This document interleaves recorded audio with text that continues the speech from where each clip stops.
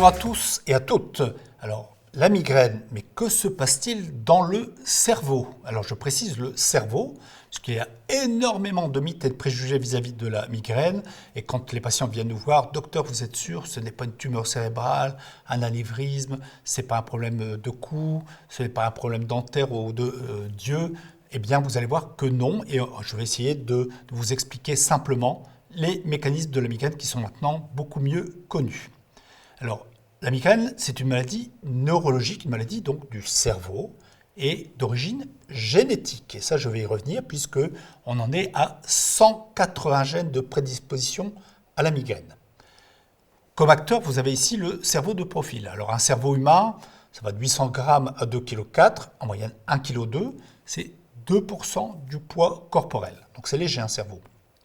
Mais un cerveau, ça carbure et un cerveau, ça consomme 20 à 25% de l'ensemble de l'oxygène et de l'ensemble du sucre de l'organisme. Donc 2% du poids du corps, et ça consomme 25% de l'énergie, donc oxygène et sucre amené par les artères. Je l'ai mentionné, la migraine est d'origine génétique. 180 gènes déjà identifiés sur l'ensemble du génome humain qui comporte des milliers de gènes. Alors bien évidemment, un individu migraineux n'a pas les 180 gènes, mais il en a un certain nombre, ce qui va déterminer un seuil migrainogène qui est donc d'origine génétique. Les migraineux fabriquent moins dans leur cerveau de sérotonine. La sérotonine, c'est un messager chimique, un neurotransmetteur. Dans le cerveau, il y a l'électricité, mais aussi des productions donc, de protéines qui transportent de l'information sous forme chimique, ce qu'on appelle des neurotransmetteurs. Donc les migraineux fabriquent moins de sérotonine, et le rôle de la sérotonine, c'est de régler le calibre des artères, de réguler le sommeil, et ça intervient aussi pour l'anxiété. Et comme les migraineux en fabriquent un peu moins, vous aurez compris que beaucoup de migraineux peuvent avoir des troubles du sommeil ou des traits anxieux. Par ailleurs, les migraineux fabriquent plus de glutamate. Le glutamate, c'est un neurotransmetteur, un messager chimique du cerveau, excitateur. Et les migraineux en fabriquent trop, ils ont donc une hyperexcitabilité du cerveau, ce qui va se traduire par donc une grande sensibilité au changement, tout ce qui est plus ou moins, plus de stress ou la levée de stress le week-end ou les vacances, trop de sommeil ou une dette de sommeil, un repas gras ou une hypoglycémie. Chez les femmes, les variations hormonales d'œstrogène lors du cycle.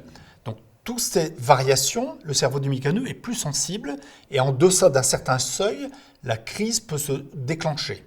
Alors, comment se déclenche-t-elle?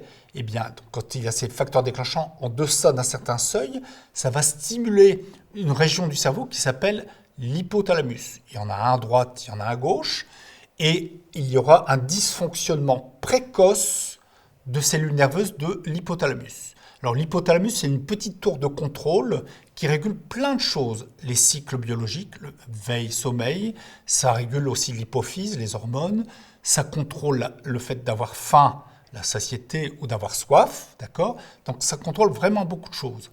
Et c'est ce qui dysfonctionne très initialement, avant d'avoir mal, entre 2 et 48 heures, et ça peut se traduire par des signes avant-coureurs de la migraine, de crise de migraine, qu'on appelle des prodromes.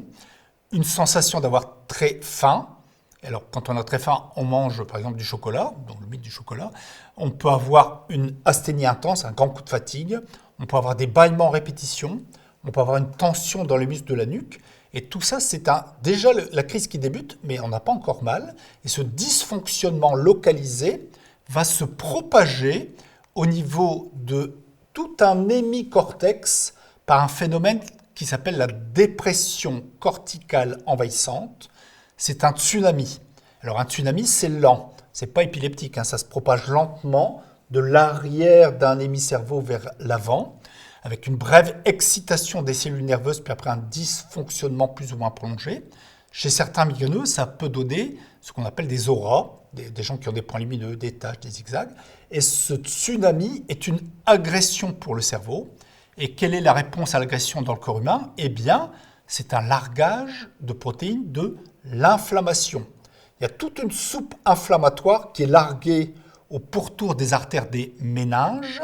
Les méninges, c'est ce qui fait mal dans le cerveau. Donc les artères des méninges vont être un peu dilatées, mais il va y avoir surtout une inflammation de leurs parois. Et ces artères, il y a de la câblerie nerveuse tout autour, avec un nerf qui s'appelle la branche ophtalmique du trijumeau, qui va de l'œil jusque dans le cou. Ça vous donne le trajet de la douleur. Et sur ce trajet, ça peut stimuler le centre des nausées et du vomissement dans le cerveau. C'est pour ça qu'un certain nombre de migraineux ont des troubles digestifs.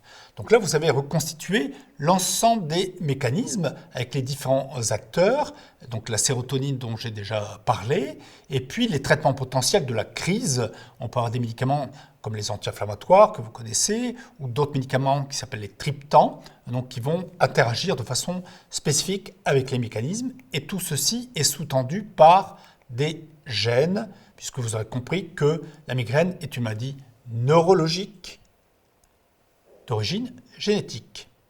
J'espère ainsi avoir éclairci et balayé tous les mythes et les préjugés, et je vous remercie tous de votre attention.